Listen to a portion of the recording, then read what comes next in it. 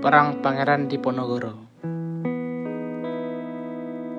Perang Pangeran Diponegoro atau yang juga dikenal dengan sebutan Perang Jawa adalah salah satu perang terbesar yang pernah dialami oleh Belanda selama masa pendudukannya di Nusantara. Perang ini berlangsung selama 5 tahun dari tahun 1825 sampai 1830 di Pulau Jawa.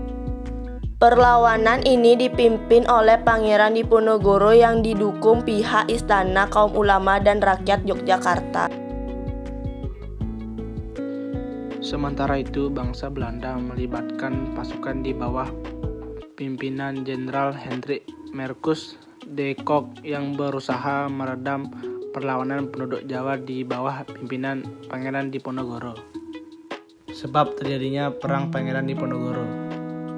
Sebab umum: 1. Kekuasaan dan wilayah kerajaan Mataram yang makin sempit karena aneksasi Belanda. 2. Campur tangan Belanda dalam urusan intim di istana.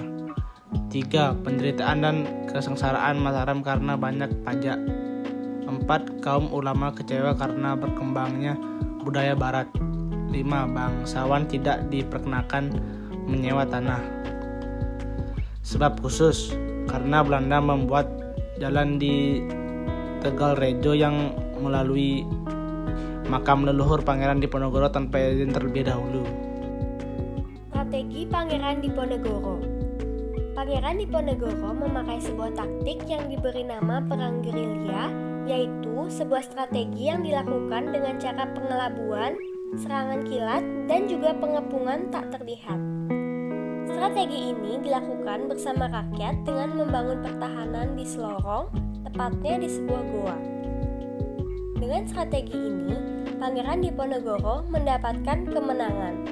Namun, kemenangannya ini berakhir setelah Belanda menerapkan strategi perangnya. Strategi bangsa Belanda.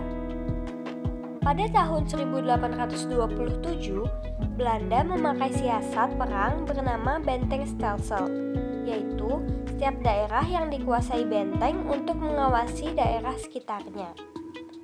Antara satu benteng dan benteng lainnya dihubungkan pasukan gerak cepat sehingga ruang gerak pasukan Diponegoro dipersempit. Benteng Stelsel belum mampu mematahkan serangan pasukan Diponegoro. Belanda akhirnya menggunakan tipu muslihat dengan cara mengajak berunding Pangeran Diponegoro. Padahal sebenarnya itu berupa penangkapan. Setelah penangkapan, gerak pasukan Diponegoro mulai melemah.